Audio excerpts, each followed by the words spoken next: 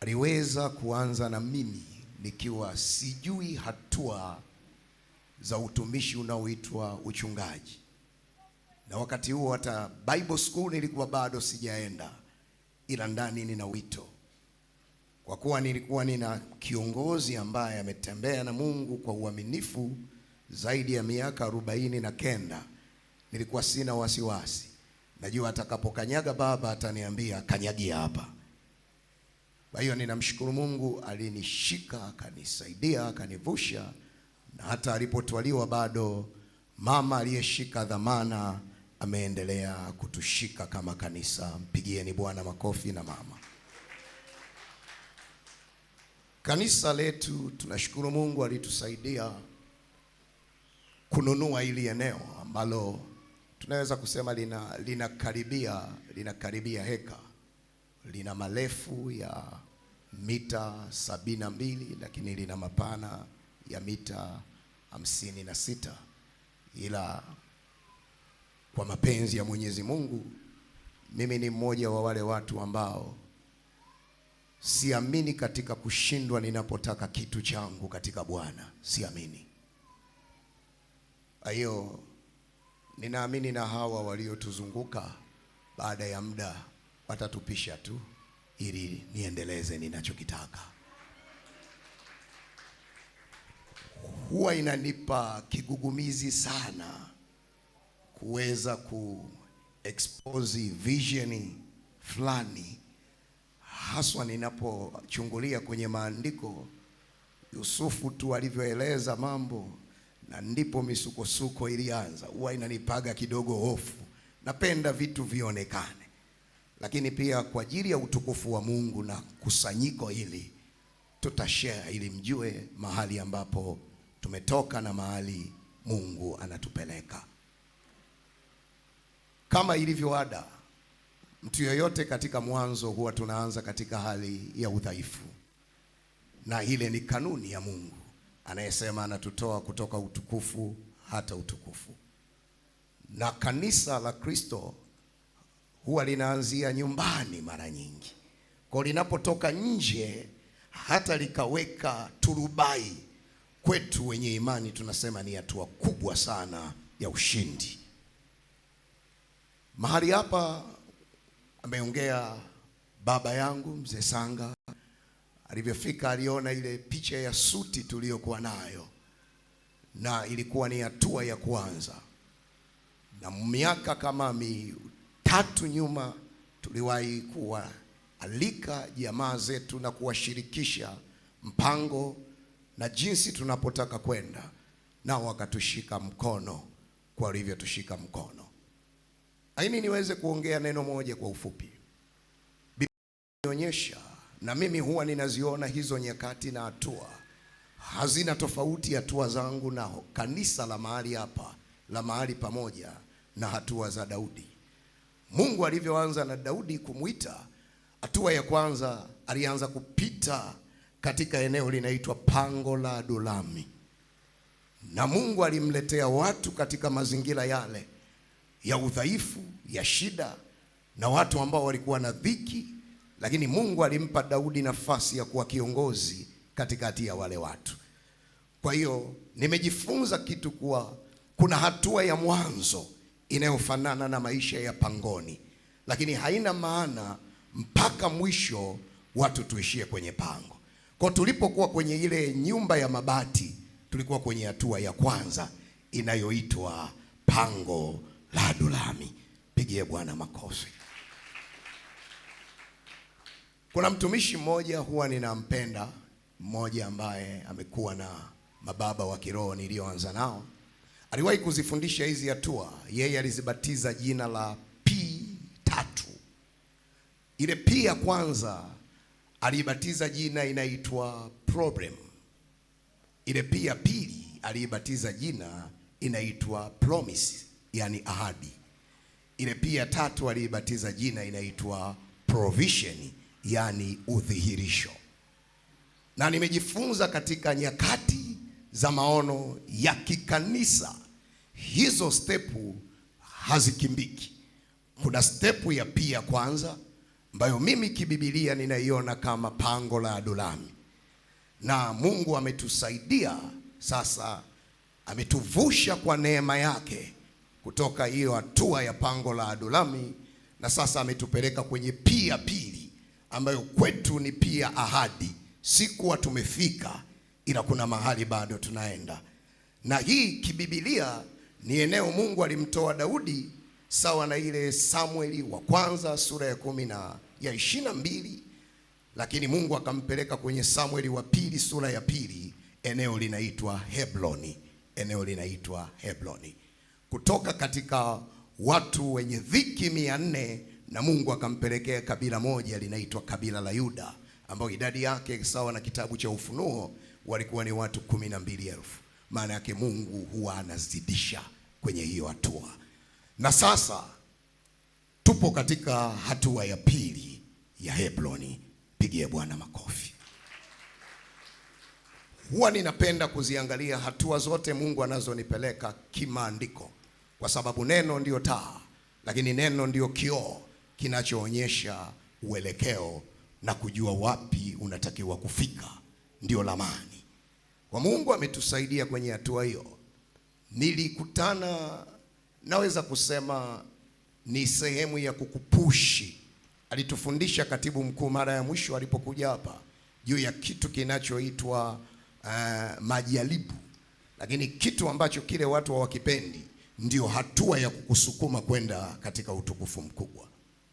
Kutana na changamoto moja hata ya kushtakiwa, na mtu mmoja aliongea maneno hayakuwa mazuri sana, kwamba nyie vikanisa ambavyo umeamka tu na vibati vyako viwili unaweka na kaspika, mnakuwa very disturbed.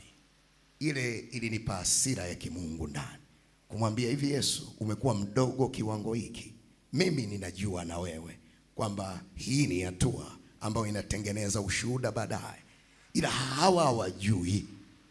Je, tutakaa katika huu mtango ili pango kwa staili hii hadi lini?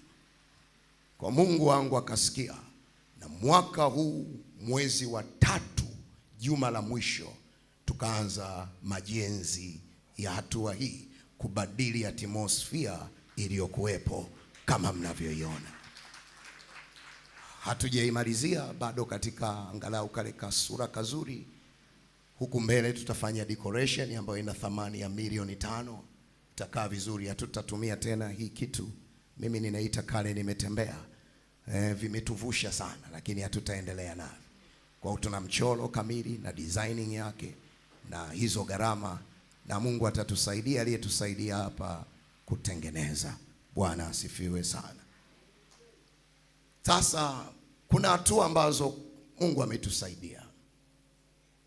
Moja, ninafahamu nyakati hizi ni nyakati za mwisho, na Biblia inasema nyakati za mwisho maarifa yataongezeka.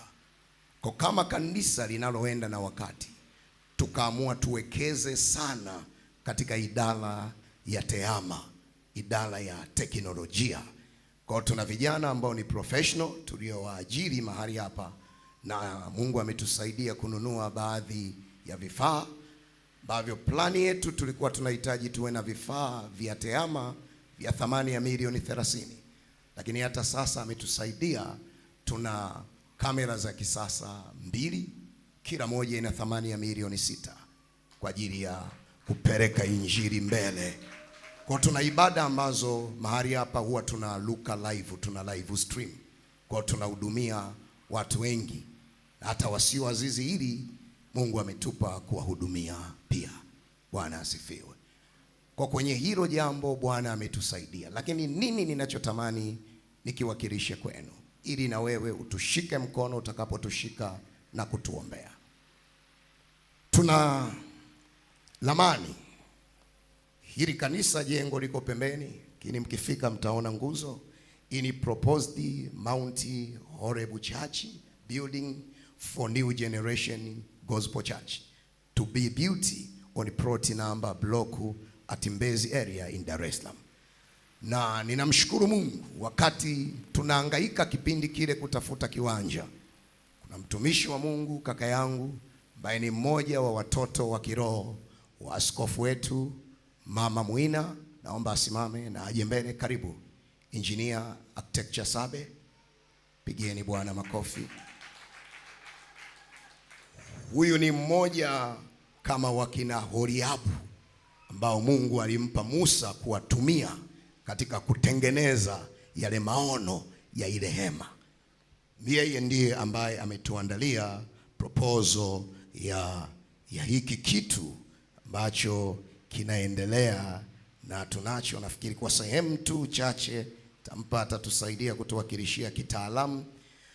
Tulichofeli leo ni kwamba tulikuwa na mpango wa ile documentary kuweka screen, lakini tuna majenzi ya sampuli hii.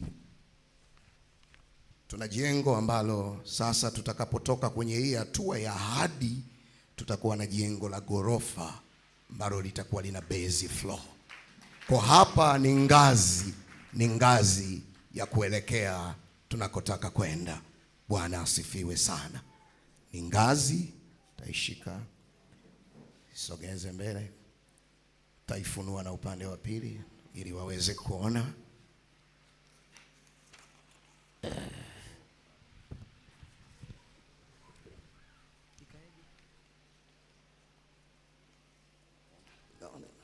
Usifunike.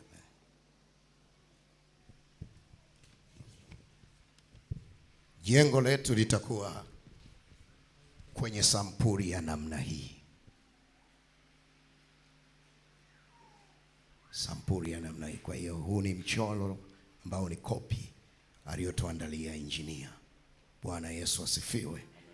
Na alikuja kufanya survey ya kitaalamu na kuloketi zile nguzo beam za kuanzia, na kwa imani tumekwisha weka nguzo 4 kwa imani. Bwana asifiwe sana. Kwa hiyo tupo katika safari ngarau kimaono ya kuelekea katika majenzi hayo, safari ya kutoka Hebroni kuelekea hatua ya 3 sawa na Samueli wa pili ile sura ya 5, ambao hiyo ni hatua ya Yerusalemu. Hiyo ni hatua ya Yerusalemu, hatua ya kufika ule mji wa Sayuni. Nami ninaijua vita yake kiroho, kwa sababu kule walikuwepo wale ambao nile kabila wanaitwa Wayebusi, ambao huwa wao wanazuia, wanapofua macho. Daudi alisema, ni nani atakayenisaidia kupiga hawa ambao ni viwete na vipofu? Maana yake huwa wanapofusha usione hatima ambayo Mungu amekuandalia. Lakini ule uwete ni roho zinazopambana kuzuia hatua ili ile spidi. Sawa, na mimi ni mtu mwenye spidi kama mama Askofu Wakeko anavyonifahamu. Miguu yangu ni kama ya kurungu katika utendaji wa Mungu.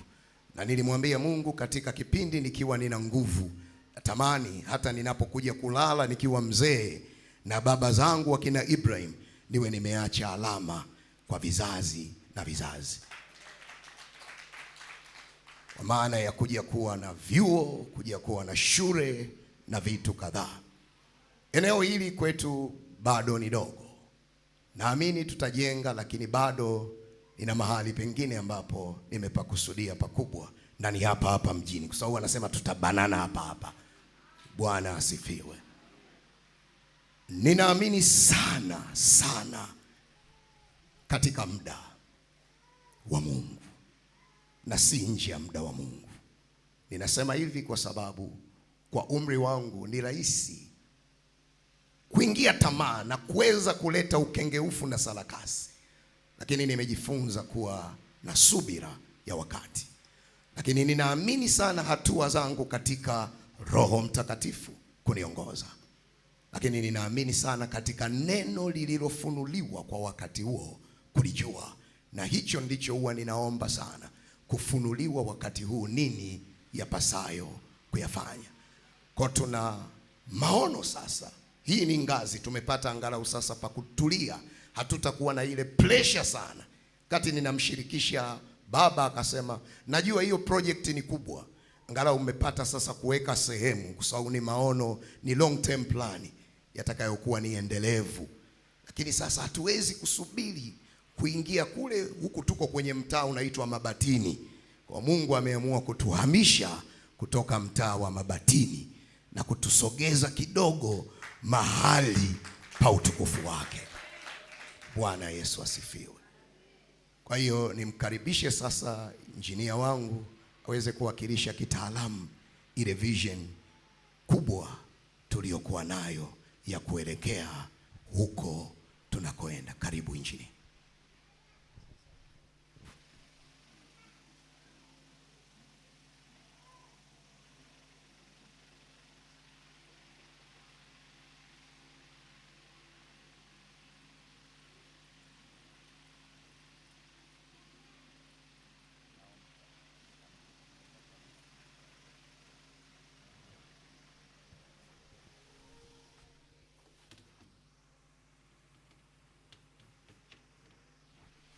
Bwana Yesu asifiwe.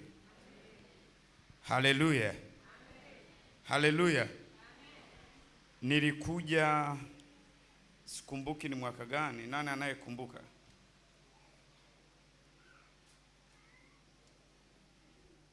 Nani anayekumbuka? Na hamkumbuki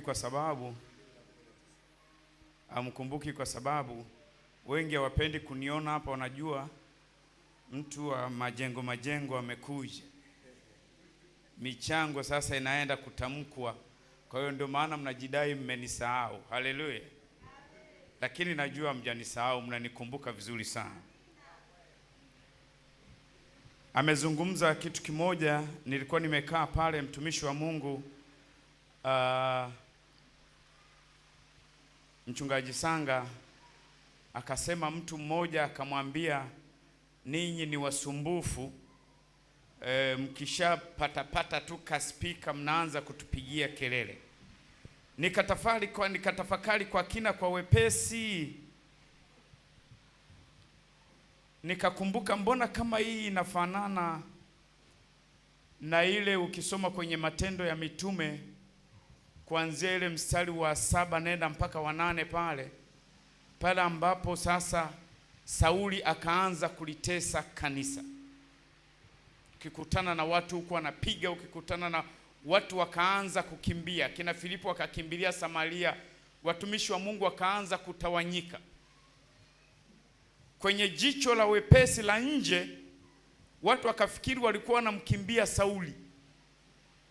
Lakini kwenye jicho la kimungu, kwa sababu wangekuwa wanakimbia, si wangekuwa wanafika kule wanajificha? Kwa nini walivyokuwa wanafika kule ndio wanawasha moto wa Injili? Haleluya. Anapofika Samaria, Filipo anafika anaanza kuhubiri na Samaria yote inaokoka. Kwa hiyo huku kamkimbia Sauli, huku anaenda kuanzisha Injili. Na wote, kila mtu alikokimbilia wanafika wanahubiri Injili na watu wanaokoka. Alafu ngoja nikuchekeshe hichi kitu. Unajua mateso, kadiri mateso yalivyokuwa yanazidi, kadiri mateso kwa Wakristo yalivyokuwa yanazidi, ndivyo watu walivyokuwa wanazidi kuokoka. Haleluya. Sasa nikalitazama hili nikasema, isije kawa ulikuwa unataka kuhamishwa hapa. Unajua wakati mwingine mnaweza mkajizoesha tu, mnasema tumeshazoea sisi hapa ndo kanisani kwetu tumezoea, lakini inafika Mungu anasema hapa sio pahadhi yangu. Kwa hiyo anatuma tu, analiinua tu mtu huko, linakuja linawadisturb, tokeni hapa, mabati hapa na nini. Unafikiri kwamba huyu jamaa mbona anataka sasa pale kwenye suti pametosha, sasa mwende hatua nyingine. Bwana Yesu asifiwe. Haleluya. Ukisoma kwenye Wafalme wa Pili, ule sura ya 6 mstari wa 1 na wa 2, anasema, kisha wana wa nabii wakamwambia Elisha, angalia basi, mahali hapa tukaapo mbele yako ni padogo kwetu. Basi twende mpaka Yordani twakuomba tukatwae huko kila mti mmoja, ili tujifanyie huko mahali pa kukaa. Akajibu, haya, nendeni. Bwana Yesu asifiwe. Wana wa nabii na wenyewe walikuwa kama sisi hapa, tumekaa kwenye suti za mabati, lakini ikafika mahala wakaona mbona kama tunazidi kuongezeka na mahali hapa tutoshi. Kwa hiyo wakaondoka wakaazimia kwenda kukata kila mtu mti waje watanue mahali pale. Bwana Yesu asifiwe. Mwambie jirani yako inuka. Ndio maana nimesema mimi watu wakinionaga hapa wanachukia kwa sababu wanajua natangaza hela. Mwambie jirani yako inuka. Inuka. Maana shughuli hii inakuhusu wewe. Mwambie tena inuka. Maana shughuli hii inakuhusu wewe. Mimi hata msipozungumza mimi nazitamka tu. Haleluya. Maana nimeinuliwa hapa kuzitamka. Sasa ujenzi wetu tusaidie kukomboa. Tumepata bahati mbaya. Matumbo nayo naona yanapiga kelele. Matumbo yatakuwa matumbo yanashindana. Roho inataka lakini na mwili. Kwa hiyo naomba nitakupitisha tu kwa haraka. Bwana Yesu asifiwe. Naomba nisikuchukulie muda wetu mwingi. Nilikuwa nimejiandaa kufanya presentation hapa, tulione jengo ili tulitazame kwanza, tulione, tulipende. Itakapokuja kwenye fedha inakuwa ni nyepesi mno kupresent hela, wakati jengo umeshaliona inakuwa ni nyepesi mno. Tena utasema mbona kama anataja kidogo, lakini sasa naenda kutamka hela, jengo hakuna mwenye picha nalo. Wakishuka kule chini wanaona tu kuna nguzo moja pale, kuna nguzo nyingine iko kule, ziko 4 tu. Alafu ndo haya mahera nayoenda kutamka, watu watasema sasa. Lakini Mungu ni mwema. Nitakaporudi wakati mwingine tutakuwa tumejipanga na nitakuonyesha vile ambavyo mjengo unaenda kuwa. Utakuwa ni mjengo wa maana. Sema mjengo wa maana. Tunaenda kumjengea Mungu hekalu la maana, hekalu la kisasa. Haleluya. Litakuwa na gorofa 3. Sema 3. Sema 3. Ukiangalia jinsi kiwanja chetu jinsi kilivyo, tutakuwa tunateremka, hatutafukia, hamna. Tutakuwa tunateremka. Kwa hiyo mlango mwingine utakuwa ni wa kuingia huko kwenye hilo lishimo, hilo likolongo. Sema mlango wa kwanza utakuwa ni wa kuingia kolongoni. Kwa hiyo kule chini kutakuwa na maofisi alafu na kanisa dogo. Haleluya. Kwa hiyo hatutafukia kwamba kuna mtu anajiuliza sasa kifusi cha kuingia hapa. Hapana. Tutakuwa tunatumbukia huko chini, kutakuwa na kanisa dogo na maofisi na vyoo, vyote vitakuwa huko chini. Alafu ghorofa sasa ya kwanza, haleluya, itakuwa ni hapa tulipokaa. Haleluya. Kwa hiyo itatoka usawa huu, alafu itanyoosha kwenda moja kwa moja. Ukishuka chini unaingia kanisa dogo. Ukitoka tu huko ukapaki gari yako ukaingia hapa, ndo naingia kwenye kanisa kuu. Haleluya. Ambalo kwa juu yake hapa madhabahu itakuwa kule. Kwa juu yake hapa ukipanda kunakuwa tena na mahali pa kukaa. Bwana Yesu asifiwe. Sasa tatizo ni njaa, hata vigeregere hamna watu. Mkifanya hivyo tutaweka hata mchanga kwenye wali. Haleluya. Kwa hiyo sasa naomba sasa nikupitishe kwenye gharama taratibu kabisa, ili kitu tunachokifanya ni cha kisasa sana. Haleluya. Tutakuwa vitu vingine nitakuwa na vitamka, na jitahidi kuvitamka kwa urahisi. Tutakuwa na kitu kinaitwa mobilization, ambayo kitaalamu ni kama kujikusanya, kusajili mradi wetu, kwa sababu lazima tuusajili. Kuna gharama za kulipa huko serikalini na nini. Kuna kipindi watatuambia tuzungushe hapa mabati. Gharama yake inaweza kutupeleka kwenye milioni 25.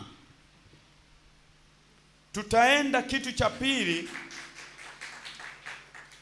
Hatua ya pili kitaalamu tunaiita substructure. Hebu sema substructure. Substructure inahusiana na kuchimba msingi. kuotesha kule chini zile nondo na kutoa zile nguzo, kujenga ule msingi, kufukia, kushindilia, kupanga mawe, kusuka hizo nondo za pale juu, kumwaga lile wanaita jamvi. Haleluya. Sasa kutoka huko chini mpaka kuja kufika kwenye hilo jamvi linaweza kutupeleka kwenye shilingi milioni 166. Sio kitu cha mchezo. Haleluya. Kuna watu huwa ikifika hatua hii wanahama kanisa pastor. Ikifika hatua ya michango hii wanahama. Anakuja wakati huo tumeshapaka rangi, ndo anakuja. Tukitoka hapo sasa tutaotesha sasa nguzo ili kuja kupokea hii hapa. Nimesema tutakuwa na ya kwanza chini. Kwa hiyo tutaotesha nguzo zitatokeza juu ili kuja kupokea hii. Tunaiita ground floor. Hiyo itatupeleka kwenye milioni 104.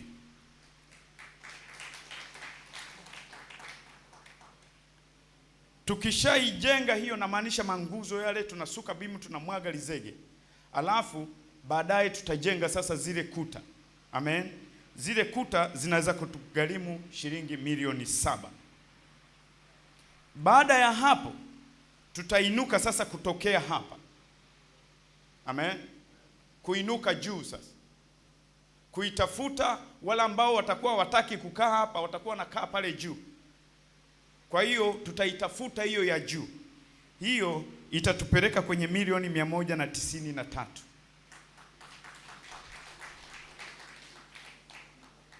Halafu tutakuwa na kuta zake, kujenga yale matofali ambayo yatatugharimu kwenye shilingi milioni 13.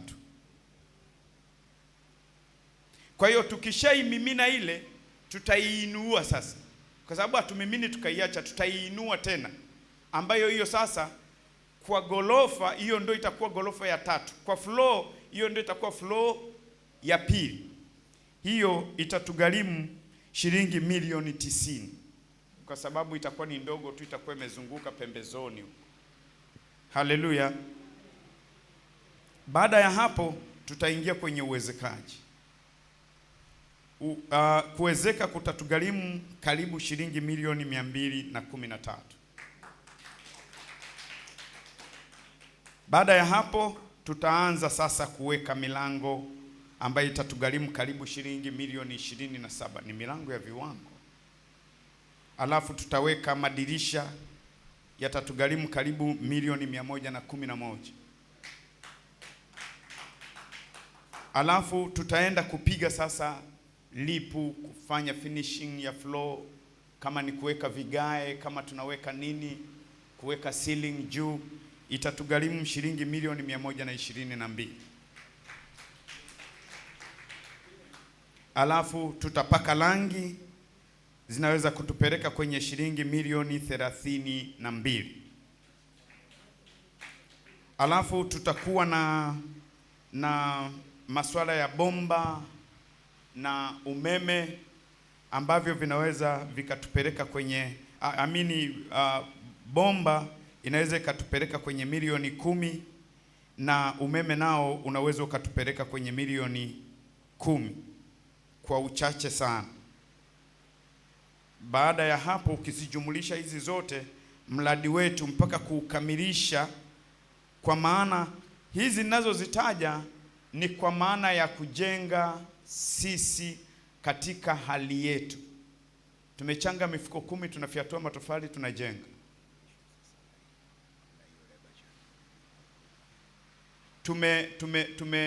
Mtu mwingine kaleta nondo na huyu kaleta hivi, kwa michango yetu. Sio kwamba tutafute mkandarasi wa Kichina aje atujengee. Hiyo gharama yake hatutaiweza. Kwa hiyo ukijumlisha gharama zote zinakuja ni shilingi bilioni 1 milioni 134 laki 534 na 600. Alafu tutakuwa sasa na zile gharama za kuwalipa mafundi ambazo zitatupeleka kwenye milioni 340. Kwa hiyo ujumla wake sasa mpaka mradi tunaumaliza utatupeleka kwenye bilioni 1 milioni 474 894 980. Chache sana. Sema chache sana. Sijasikia. Sema chache sana. Kwa sababu Mungu wetu ni Mungu wa vitu vikubwa. Haleluya.